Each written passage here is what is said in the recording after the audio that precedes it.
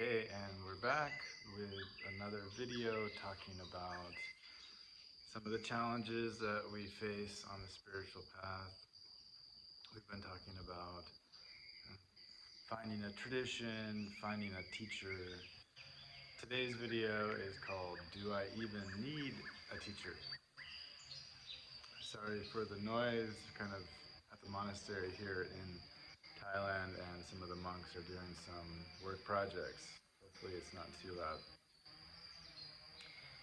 So I think this is an important question because it's it's directing us into that place where we have to decide how much control we want to relinquish, how much we're able to trust others to guide us, and how much we are able to trust ourselves. Not wanting to be blindsided by someone else and taken advantage of, and also not wanting to sort of be blinded by our own areas of ignorance or lack of knowledge or experience. And so there's a kind of need to navigate this issue carefully and to consider things carefully so that we're able to maintain our sense of being able to trust ourselves, but also kind of realizing the limitations of that it can't just be like a blind faith in ourselves because we don't have all the answers, and we have a limited amount of exposure. Even if you practice something for 10, 20 years, it's like, doesn't necessarily make us an expert. And it doesn't mean that we're fully capable of guiding ourself on this path. Maybe we are. I don't know. And then, in terms of being able to trust others and to have respect for someone, kind of in the sense that we trust that they have something to offer us, that they have something perhaps that we don't, that they know something that we don't, or that they've realized something that we haven't. They've been able to apply it or integrate it or embody that more than us. And it's not a competition, but at the same time it's a helpful skill to be able to kind of recognize where we are, and also I believe we can kind of develop an ability to recognize where someone else is on their journey. And I will talk about that in another video, kind of how to recognize a good teacher. And it's something that many people are reluctant to kind of give to relinquish too much control or to trust too much in other people, especially because of what has happened and continues to happen around the world across different traditions, where people in these positions, in these roles, have taken advantage of people, have manipulated them, have coerced them into doing things for their own gains, or have hurt them or abused them. And so the reaction to that has largely been to just get rid of the teacher altogether and come to the conclusion that you only need to rely on yourself. You don't need any guidance from anyone else. You know, you don't need to look up to anyone. You don't need to have any role models. Um, that all you need is within you, and that you know what you need. You know what's best for you. So I believe there's some truth to that, but I also think that's taking it too far in the other direction.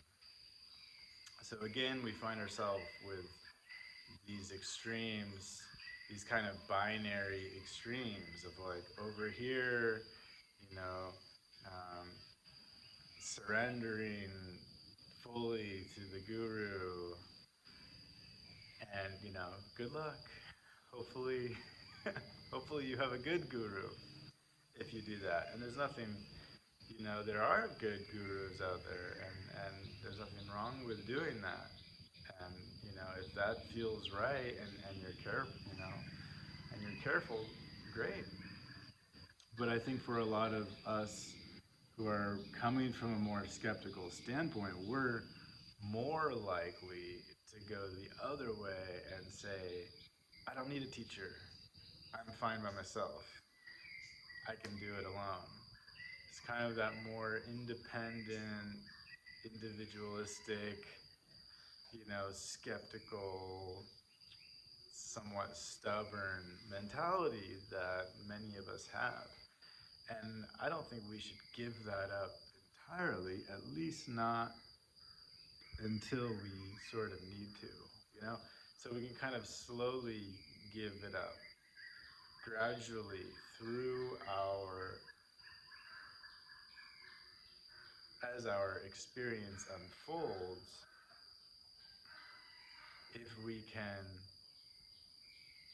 can gradually develop more confidence in someone else, more trust, more respect, through a kind of careful observation of this individual. How are they living? What are they teaching? Is there a huge gap there? Or is there a lot of alignment? Are they really practicing what they preach? And what are their intentions? So that's also kind of another video that I want to do, is more like, talking about like perhaps a good teacher and how we could find one. But for this video, it's kind of just coming back to that question of, do I even need a teacher? The Buddha is considered, by Buddhists, we consider the Buddha as being the perfectly self-enlightened one. So the Buddha was someone who didn't really have a teacher. He had some teachers, but then he kind of like went beyond them. And then, after he left, after he couldn't find any more teachers that could take him to the next level, he had to kind of rely on himself. But it's considered that it's very rare, extremely, extremely rare, that someone can do this, that someone can do it on their own. And so I guess we have to ask ourselves the question, am I one of those people that can do it by myself? And maybe be careful here, because it's good to believe in yourself and it's good to be confident in yourself, but we can be blinded by that fairly easily. Kind of too much confidence and not enough experience, or not enough sort of credentials, not enough knowledge. It's like logically there's perhaps not the best argument for like fully believing in ourselves, because here we are, we're in some ways we're confused, in some ways we're looking for answers, we're looking for guidance, And we don't have it all figured out, you know? If we did, we wouldn't be on this path. The path suggests that we're moving towards something. And this place that we're moving towards is somewhere that we have not been to yet, right? It's like if you go out into the mountains and you go for a hike, you find a trail, and you know, like I've never been down this trail before. Don't really know where it goes. Maybe you've heard it's beautiful. You should check it out. And maybe you've also heard it's the trail's kind of it's not very well marked. In certain places, there's you know that there's like these different intersections, and you can go in different directions, and the sign is broken, or there's no sign, or so it's a little bit confusing. And people tell you go with a guide, yeah, and you think I've been hiking my whole life. I don't need a guide, and then you start down this trail and you realize that without a guide, you're wasting a lot of time, taking wrong turns, or you just never end up where you want to go. So it's very easy to see how having a guide who has already gone before us, your friend has already hiked up to that lake and knows how to get there. Can we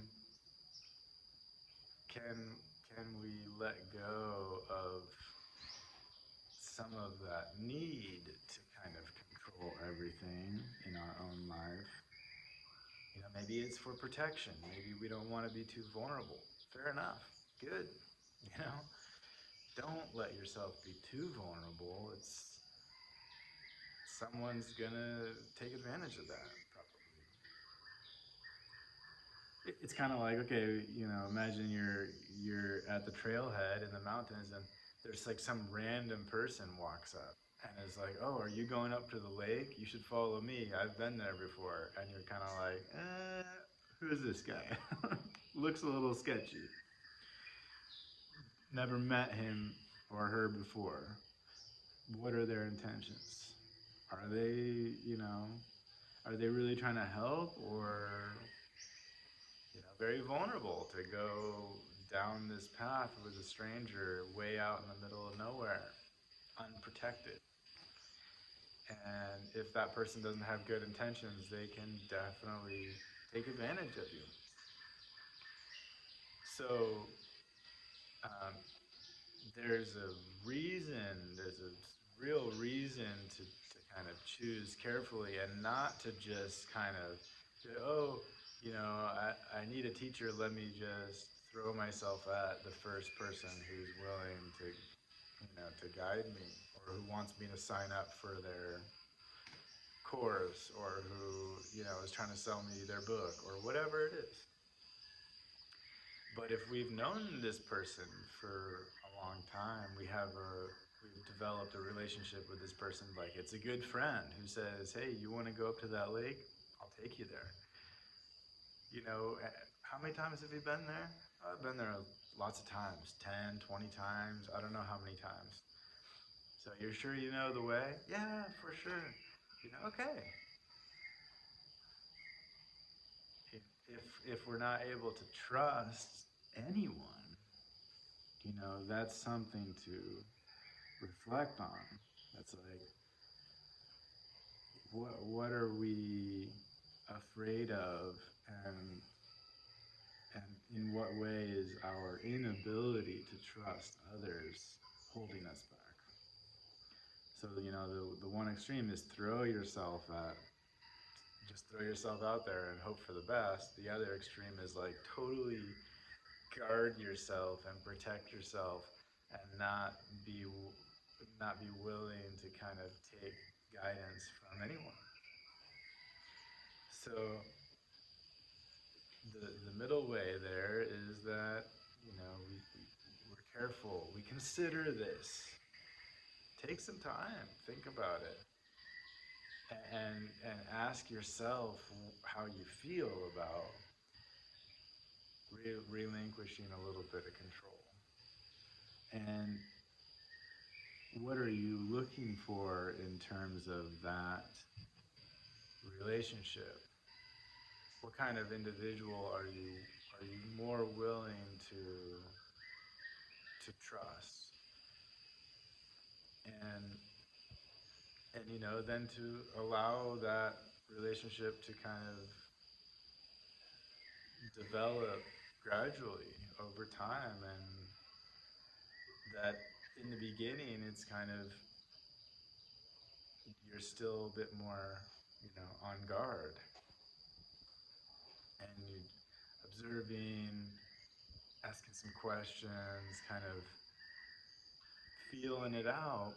And if things feel right and you have a good sense, like kind of grounded sense, not that someone's, trying to brainwash you and you feel like you're totally swept away by this person.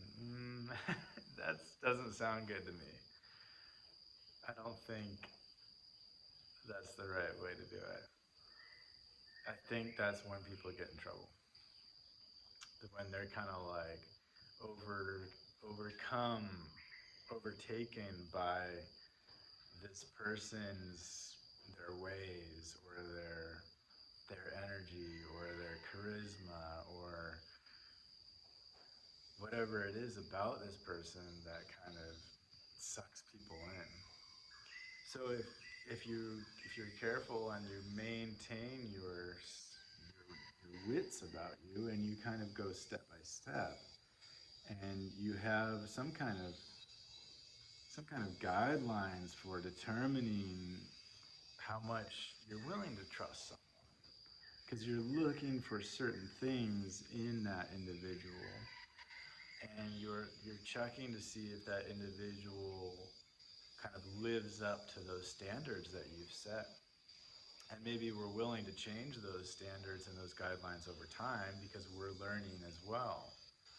Not that we know for sure what makes the best teacher.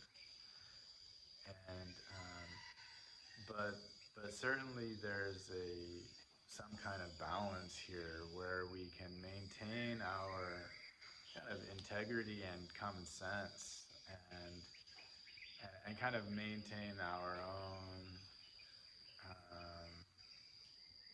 that trust in ourselves, but also be open to trust someone else, and just to choose carefully. So as I talked about in yesterday's video, it's hard to it's hard to find a teacher that you can get close to. And for this reason, it's sort of another tempting, another reason that's tempting to kind of just be more self-directed in our spiritual practice. And it can be expensive to kind of get close to a teacher.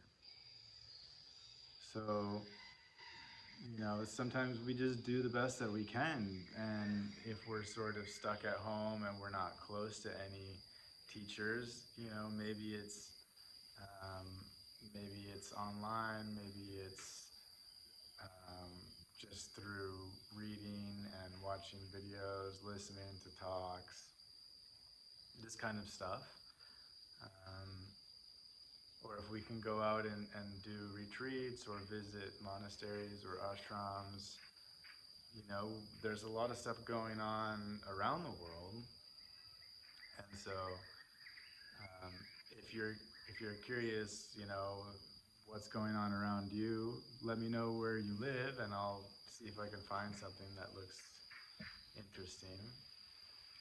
And if you have the opportunity to time off of work and travel, and then there's a lot of amazing teachers around the world in Asia. You could go to India or come to Thailand, or maybe do a bigger trip and kind of see what's out there, kind of open yourself up to what's out there. So all of those could be good ways. I think for some people, the idea of kind of following a tradition is enough.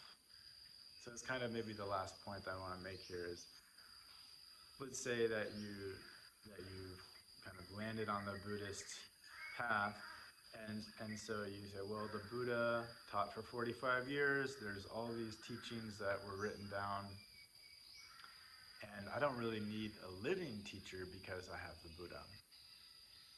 And so, this could be a tempting way to say, like, hey, it's not like I'm just completely trusting myself and I'm not opening up to like following a tradition or following a path.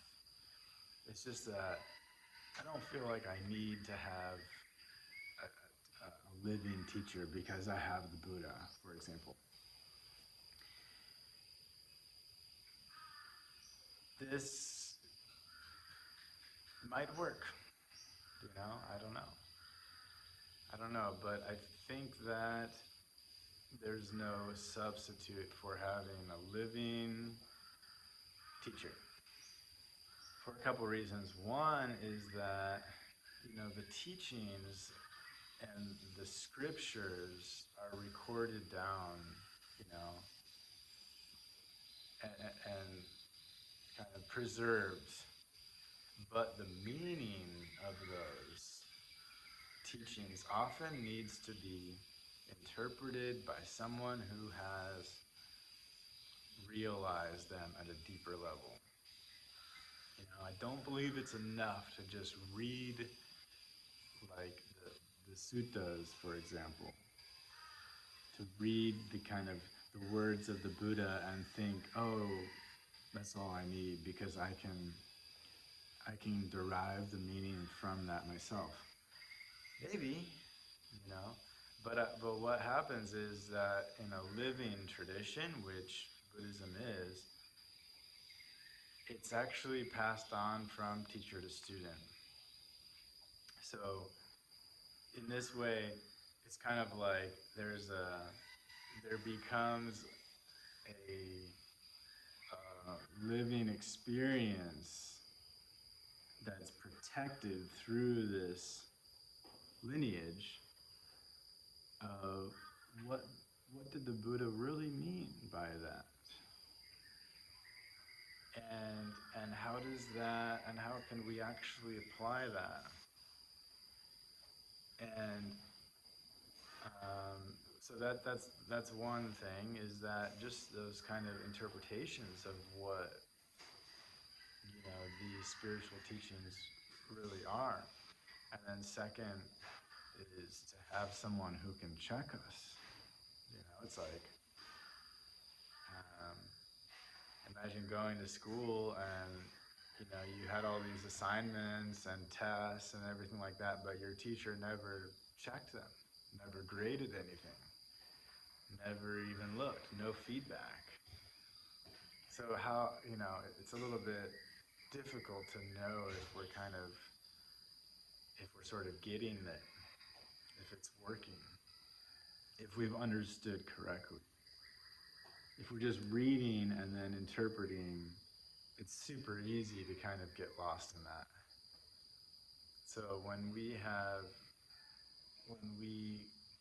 go through our own experiences, it's really helpful to have someone who's already gone before us, and so we can describe, oh yeah, then this happened, then that happened, and the teacher might say, well, what did you do next? And you say, oh, well, then I did this. The teacher would say, yeah, that's exactly, what worked for me too.